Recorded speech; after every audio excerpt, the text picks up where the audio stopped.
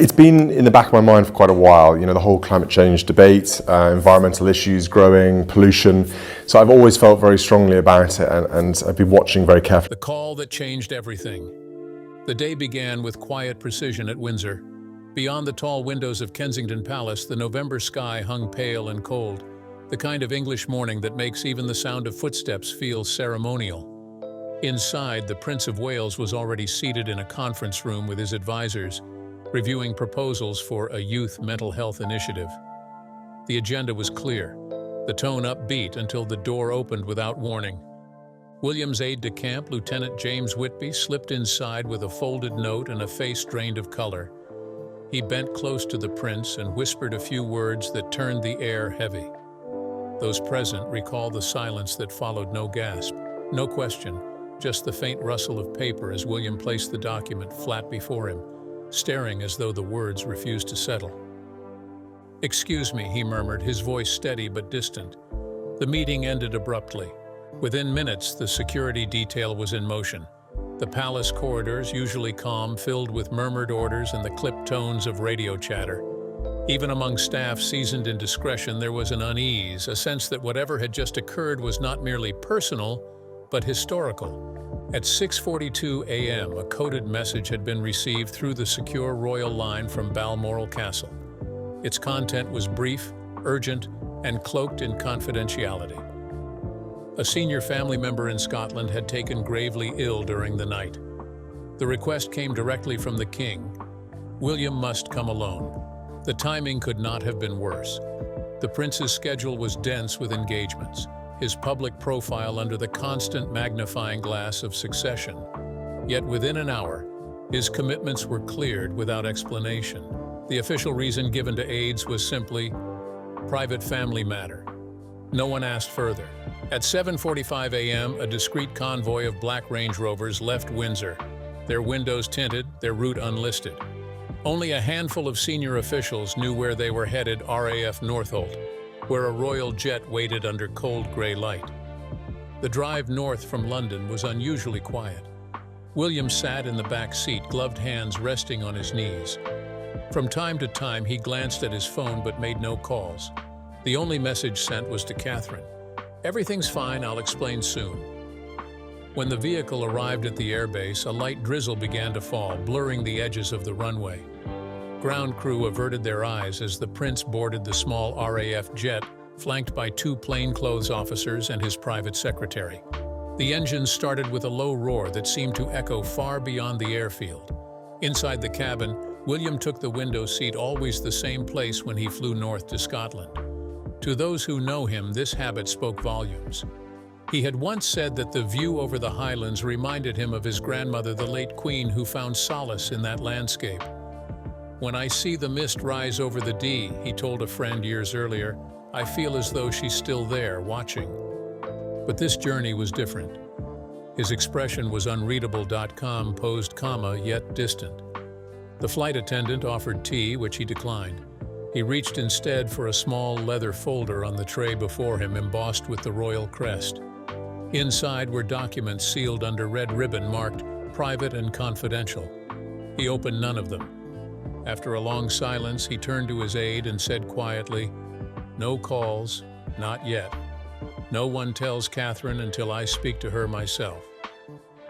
Outside, clouds thickened into a dim blanket. The aircraft climbed through turbulence, its nose aimed toward the north.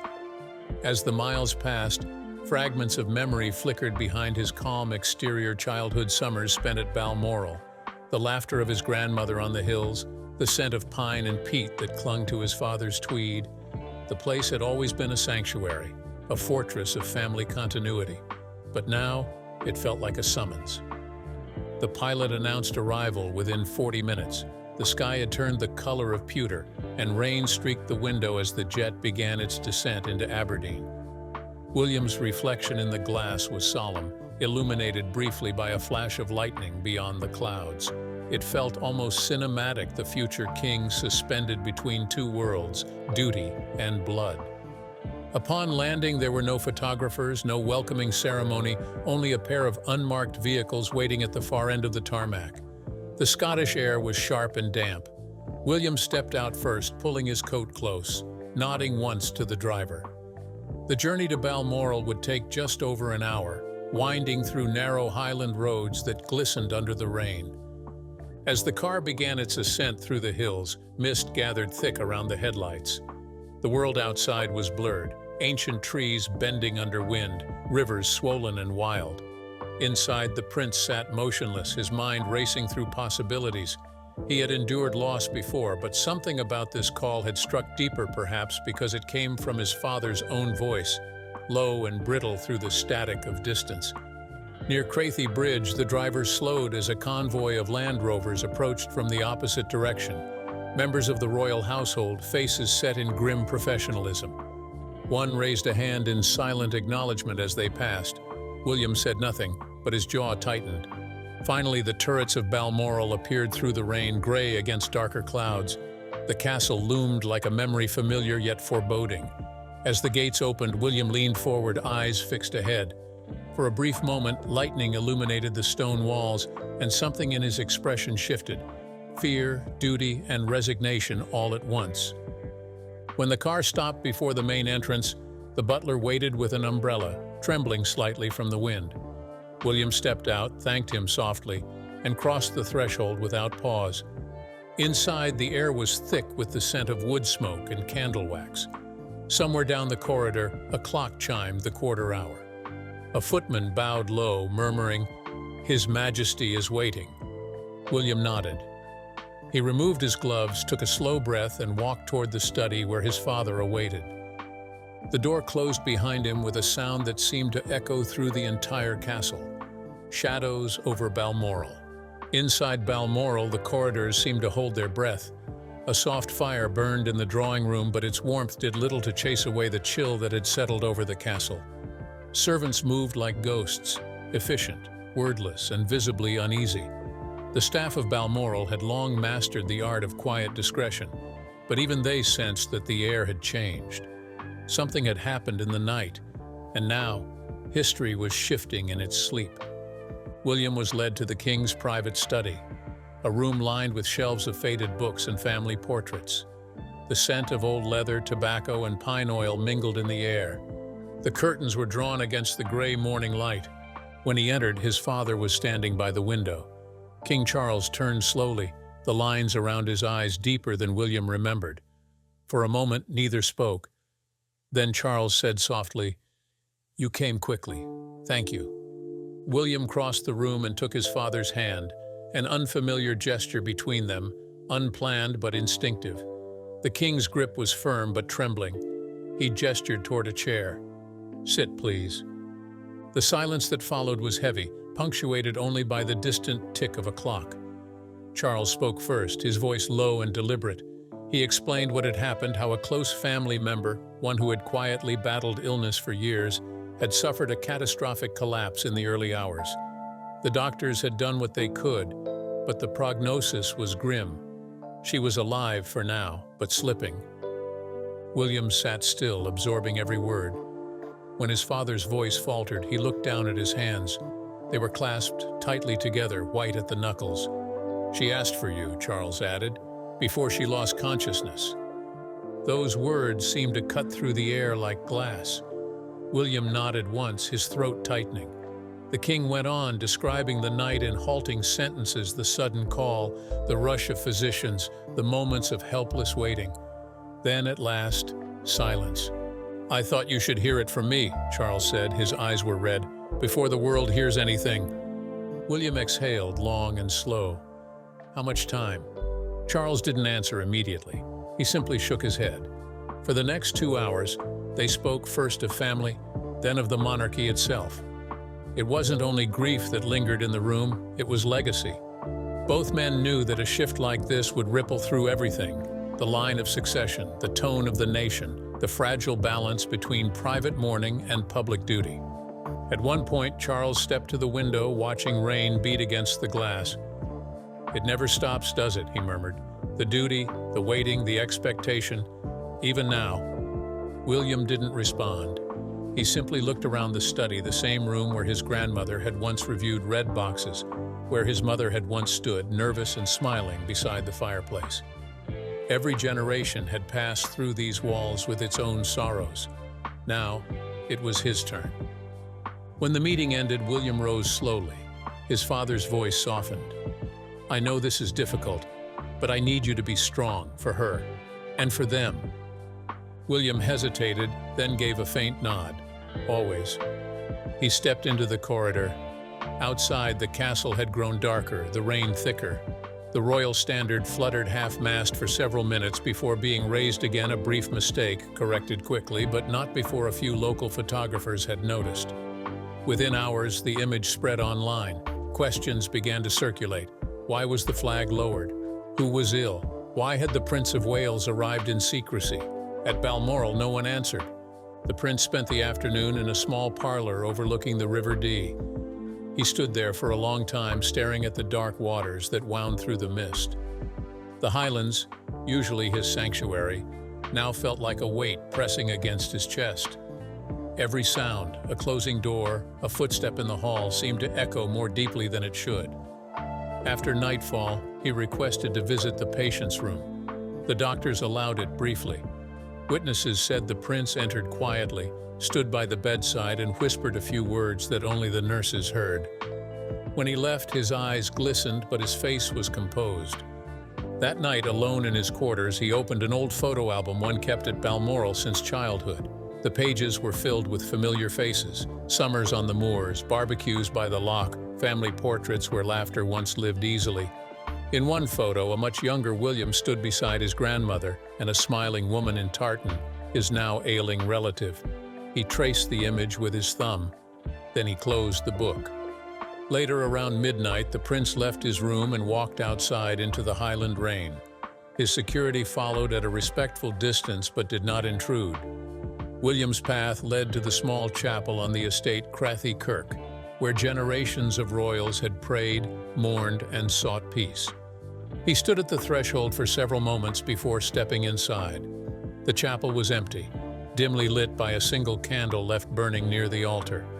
He knelt in the first pew, hands clasped, eyes closed. For the first time that day, his composure cracked. A witness later said they heard faint sobs echoing from the chapel, followed by silence. When he emerged, the rain had stopped. The moon was rising over the pines, silvering the stones of Balmoral. For the first time since leaving Windsor, William allowed himself a deep breath. But peace did not come, only resolve. Back inside, he wrote a short message to his wife. "Still here. Will call in the morning. Love you." He placed his phone face down on the table and stared at the fire until it burned low. Then quietly he whispered a prayer that no one else heard. And in that moment, the heir to the throne looked less like a prince and more like a man waiting for dawn. The hidden rift. By morning, the rain had eased into a fine mist that clung to the windows of Balmoral. A weak sun pushed through the highland clouds, lighting the gray stone walls with a kind of solemn gentleness. Yet inside the castle, the atmosphere remained heavy. Even the faint hum of activity, the shuffle of servants, the muted clink of breakfast trays felt subdued, as though the building itself mourned something it could not name. Prince William descended the staircase dressed in a dark sweater and pressed trousers. No ceremonial formality, only quiet readiness. His expression was composed, but there was a weariness beneath his eyes that told of a sleepless night. He joined his father once more in private study just after 8.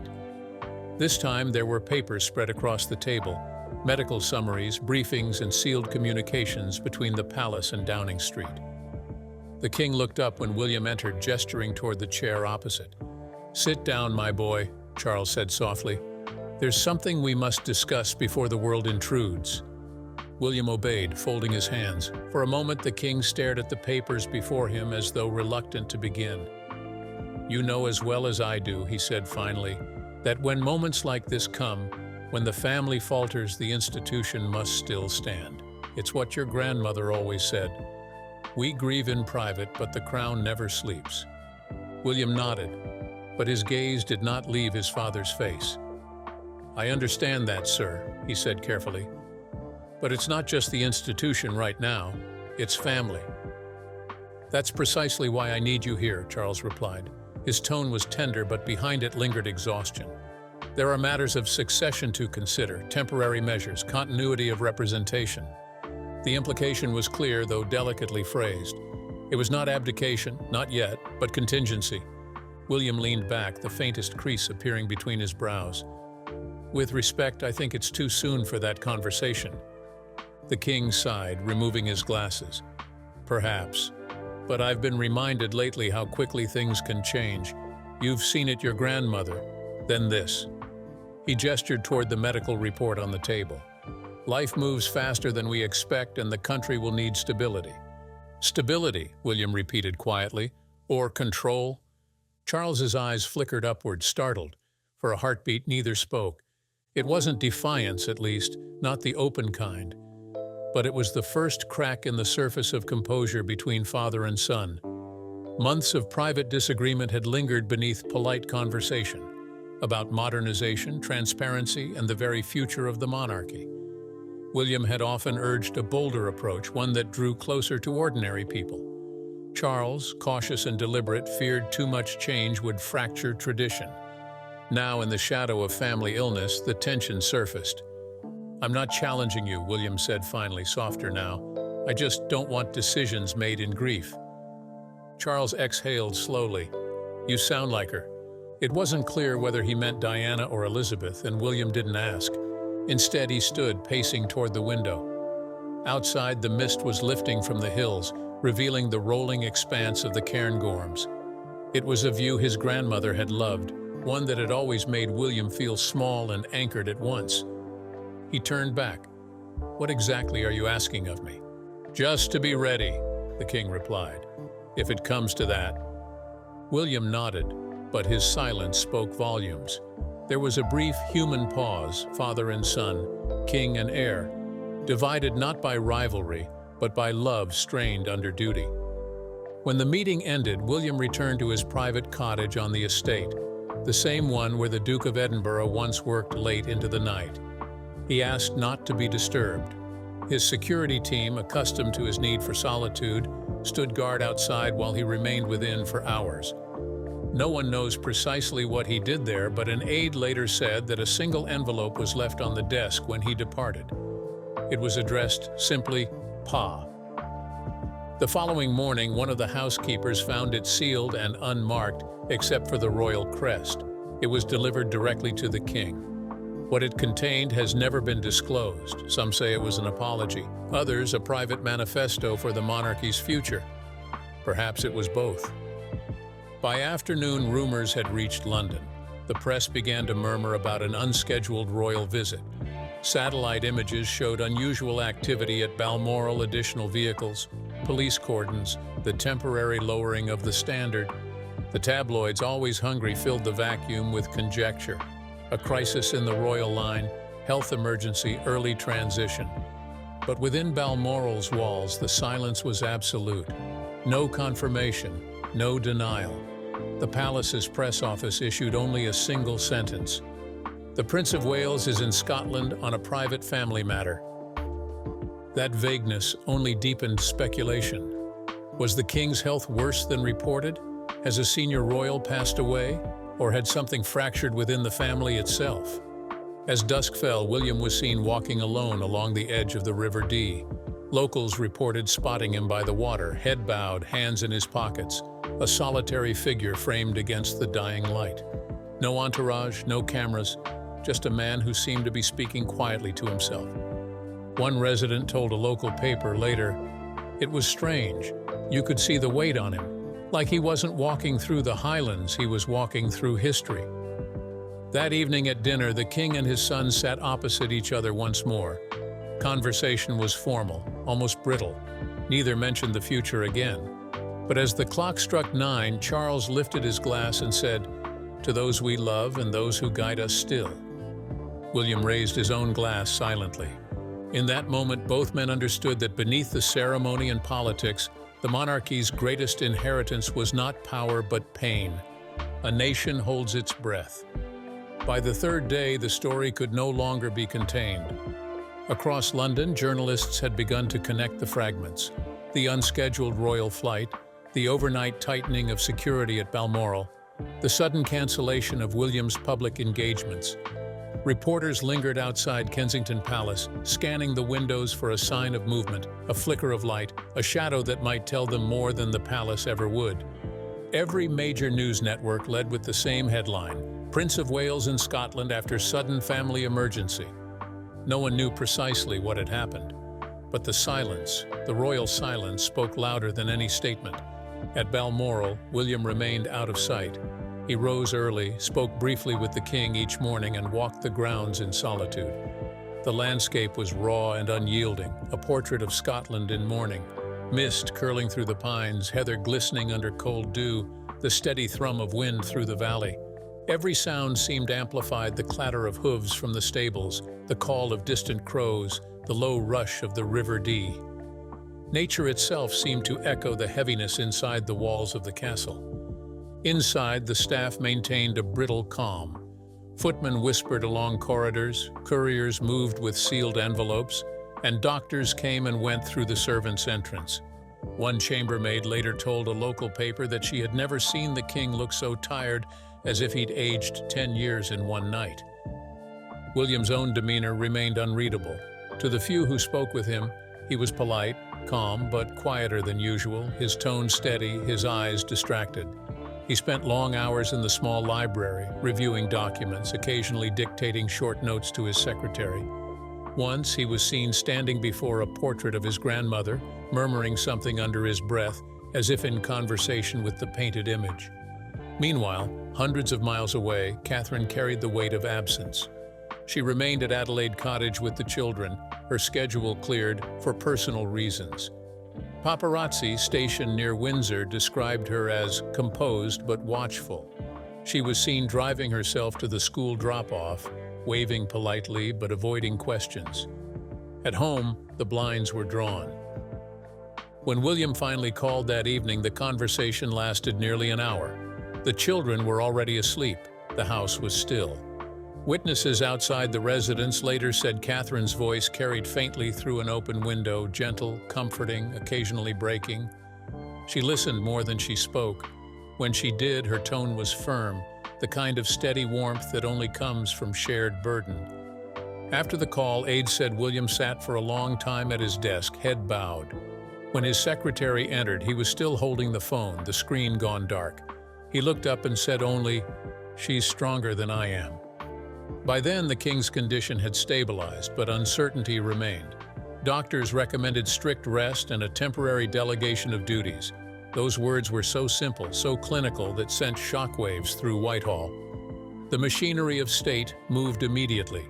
Senior advisors from Clarence House in Kensington were called north. Red boxes were dispatched by air. Within the walls of Balmoral, William began drafting letters and reviewing daily briefings. Not because he had been instructed to, but because he understood the weight of what might come next. His handwriting, precise and deliberate, filled each page with quiet authority. He initialized the documents in blue ink, his grandmother's preference, and stacked them neatly beside the blotter. The gesture was small but symbolic. To those present, it was the first visible sign of a man stepping into inevitability. And yet, despite the formality, William refused to leave Scotland. "Not until it's certain," he told his chief of security. "Not until I know." Outside the castle, autumn deepened. The birch trees turned gold. The wind cut colder through the glens. Locals, loyal to discretion, spoke of the unusual quiet surrounding the royal estate. Some noticed an increase in police vehicles, others the low hum of helicopters at night. But they said little. In Scotland, silence is a form of respect. Still, speculation grew relentless. Social media pulsed with rumor. Tabloids spun theories into headlines. Some claimed Charles's health was critical. Others whispered of a royal feud, a crisis of succession. The absence of photographs of William of anyone only fueled the narrative. The monarchy had weathered storms before, but this was different. The nation's patience was turning into unease. On the morning of the fourth day, the prince attended a private service at Crathy Kirk. The small church stood quiet under the Highland sky, its stone walls damp with rain. Only a handful of family members and senior staff were present. William arrived without ceremony, dressed in a dark overcoat, no medals, no uniform. As hymns filled the chapel, he stood still, head bowed. The minister spoke softly of endurance, of legacy, of faith in uncertain seasons. When the prayers ended, William lingered for a moment at the pew, his eyes closed. A witness recalled seeing him wipe away a tear before straightening, his jaw set with renewed resolve. As he stepped outside, the air hit him cold, sharp, honest. The hills stretched out before him, vast and ancient. For the first time in days, the sun broke through, scattering light across the valley. He took it as a sign. By that afternoon, he had made his decision. He would return to London the next day, not because duty demanded it, but because Catherine had asked him to come home. She said the children missed their father's voice at breakfast, he told an aide, smiling faintly. And she's right, some things can't wait for protocol. The following morning, the royal jet waited at Aberdeen Airport. William boarded in silence, carrying only a briefcase and a slim folder. Before takeoff, he looked out the window toward the hills one last time. The mist had lifted. Balmoral stood in perfect clarity against the sky, as though offering both farewell and blessing. He thought of all it had seen: his mother's laughter, his grandmother's final summers, his father's burdens, and he whispered under his breath, "Let peace remain here." The engines roared to life. The aircraft ascended into the gray-blue horizon, leaving behind the castle that had shaped his boyhood and now, in a way, his manhood. By the time the plane crossed into English airspace, his phone buzzed with a message from Catherine. "The children are waiting at the window." He smiled. For the first time in days, his eyes softened. Outside the cabin, the clouds parted, revealing the rolling countryside below, patches of green and gold under the morning sun. To the passengers, it was just another flight south.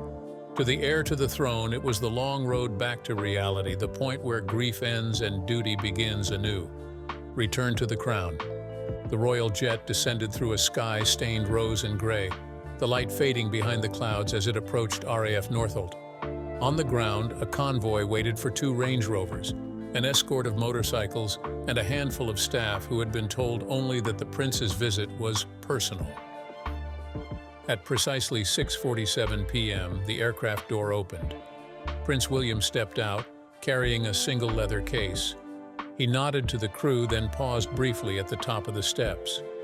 The London air felt denser than Scotland's, warmer, restless, familiar in all the wrong ways.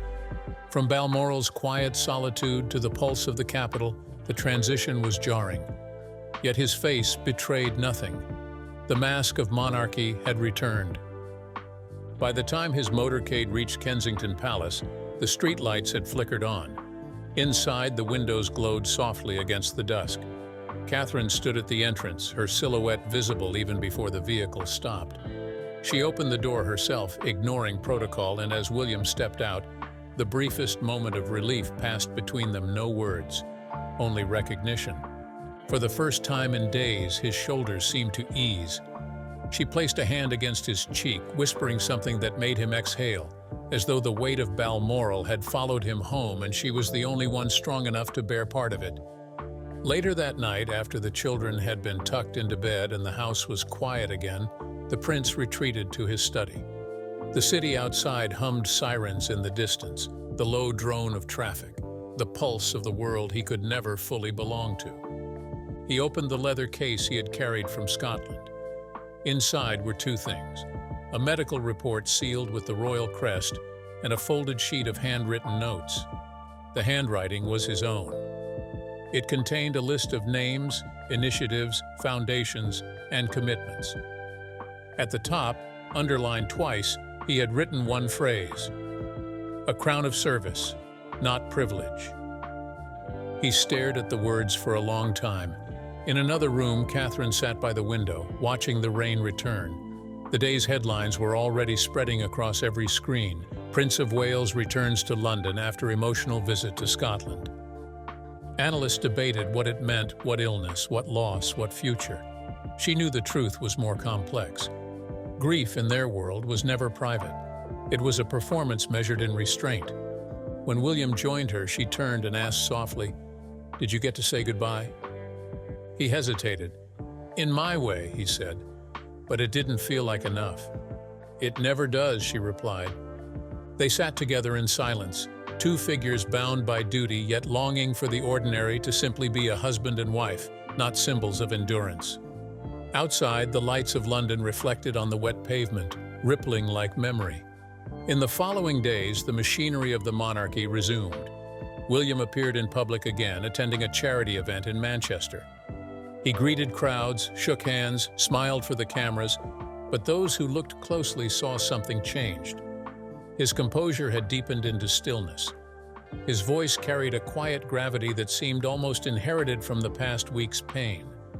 During his speech, he spoke briefly of family, faith, and the responsibility of continuity. It was a small remark, but it caught the attention of commentators. One wrote, "It was as if he'd glimpsed the monarchy's future not in grandeur, but in mortality." Behind palace walls, plans continued. Advisors held late-night meetings. Documents circulated marked confidential succession protocols, contingency. The king, though recovering, remained under observation, his public appearances postponed. The heir's visibility increased subtly in an unspoken transition, inch by inch. In private, however, William resisted talk of succession. "There's time yet," he told his staff, though his eyes betrayed doubt. "My father's not finished writing his chapter." Still, there were signs he understood the tide. His diary is filled with state briefings, constitutional updates, and regional visits. He began rising earlier, working later. Every gesture felt intentional, disciplined, aware that each day might be the beginning of something larger than himself. Late one evening, he returned to his desk. The folded note from Balmoral still rested beside the medical report. He opened it again and read his own words. Then, quietly, he began to write another list, not of duties, but of promises, to his children, to Catherine, to the people he would one day serve not as heir, but as sovereign. He wrote until the ink began to fade into the paper, until the noise of the city softened into the kind of silence only found in reflection. When he finished, he sat back, exhaled, and looked at the portrait hanging across the room, the Queen's portrait, his grandmother's calm gaze meeting him. For a long time, he said nothing. Then, almost in a whisper, he spoke the words she had once said to him as a boy. "You don't choose when the world looks to you, only how you stand when it does." He rose, placed the papers in his case, and extinguished the lamp. Outside, the rain had stopped. The night over London was perfectly still. In the morning, the palace would issue a statement. A senior member of the royal family has passed away peacefully in Scotland. The name, when revealed, would confirm what many had suspected: a beloved relative gone, an era quietly closing. When the cameras later captured William stepping from his car for the memorial service, the wind caught the edge of his coat, the sky heavy with gray. He stood motionless for a moment, eyes lifted toward the horizon. It was then, for those who truly looked, that they saw the change. Not the transformation of title, but of spirit. A man who had flown north as a son had returned as something more, an heir, forged in silence, tempered by grief and ready, though he wished he were not, for the weight of the crown. In the quiet corridors of monarchy, heartbreak and history often walk hand in hand. If this story moved you, subscribe for more untold royal moments, truths whispered behind gilded doors, journeys of duty, love, and loss. Because even kings and heirs bleed quietly beneath the weight of their crowns.